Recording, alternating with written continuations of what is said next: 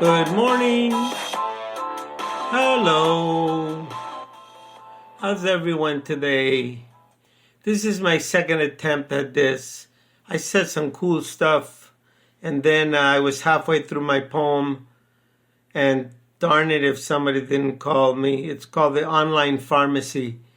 Years ago, I bought something from a Canadian pharmacy, getting crazy, and now they call me. For the last 5 years, at least once or twice a month, they wake my ass up early in the morning asking me. And this time I said something vulgar to the guy. I said, no, I don't need no Viagra. Everything is just working fine. Got the guy to laugh. Anyway, I've tried everything with them. I tried yelling at them. I try and be nice to them, begging them to take me off the list, but they keep calling. Anyway, today I have a nice poem today. It's called A Real Bad Boy. It's about, these criminals that start shooting. I mean, what's with that? I mean, how quickly do you lose your life? Let me tell you something about cops. They are trained to shoot you in the middle. Only in the movies do they shoot you in the shoulder or in the kneecap or in your earlobe. No, right in the middle. And when you have 5 cops shooting at you, you end up with 30 bullets, and you're not going to survive that. And now, since things have gotten so serious, police are a little more trigger happy than they used to be. And yes, these criminals do kill a cop once in a while. Oh, they should be so proud. And they are always survived by a family. They always have. That is one heck of a dangerous job, to go out there patrolling dangerous neighborhoods, pulling people over, man. I wouldn't want that. 2 jobs I would never want: law enforcement and anything to do with the body or the mouth. That is not me going into somebody's dirty mouth to work on their teeth or their butt or none of that. That is just not for me. Anyway, I was in the clothing business. Not too many germs there.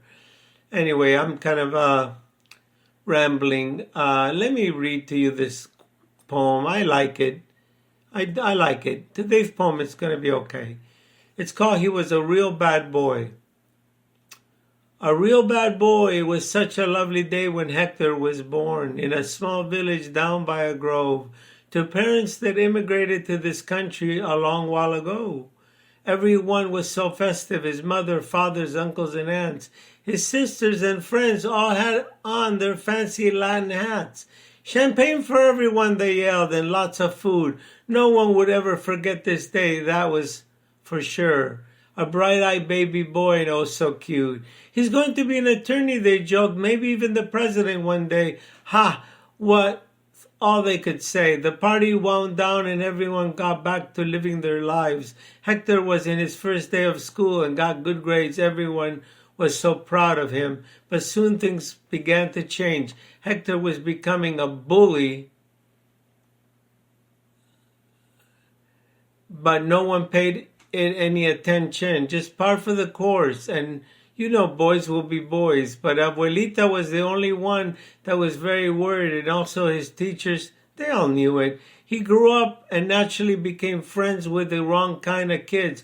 Troublemakers, you see. His grandmother tried to warn her daughter. She said, the boy is heading for trouble. You better watch out in a hurry. His first jail time came quickly, selling drugs in a corner on his bicycle. He soon joined a gang. It was a toast of the underground. His first tattoo came pretty fast to show just how tough he had become. Hector Martinez was his name, and everyone was scared of him. He took drugs and drank a lot. He had become boisterous and abusive at the very same time. I gave it no thought until one day when I was watching the news, he was pulled over by the police. What was his excuse?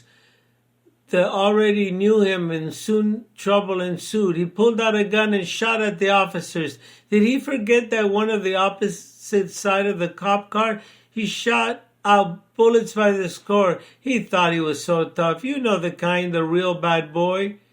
All it got him was some of the same. He should have worn a bulletproof vest. Pronounced dead at the scene. It was the end of his all of his schemes. What a shame. Things could have been so differently. After the dust settled, the woman officer was wriggling in pain. She got it right in the left leg. But Hector, like I mentioned, had it worse. He was dead. In this old world, well, he should have known better. There was so much life left in him, but will we, since he was now departed. You see, life is a blessing and not a curse. Abuelita was so hurt, so sad and so hurt. All of the relatives came to his funeral. The very same people showed up like the day he was born. Not such a happy occasion this time, I'm told. Somehow they all forgave him so he could rest in peace. They all wished they had intervened. They felt they could have done more to prevent this. So once again, I'm told. Isn't that the way it always is? But it was impossible. Now it was time to mourn. Hector will be missed, and I hope this poem there is a lesson for criminals. Like, life is short. If you do not straighten out, give up your petty crimes before you end up in a casket like a bad boy. With all of your relatives shrugging their shoulders with their hankies in their hand, they all saying the same. At one point he was quite nice. What a darn shame, my darling one. Well, we all know the type. We all run into bullies. I had a bully in school.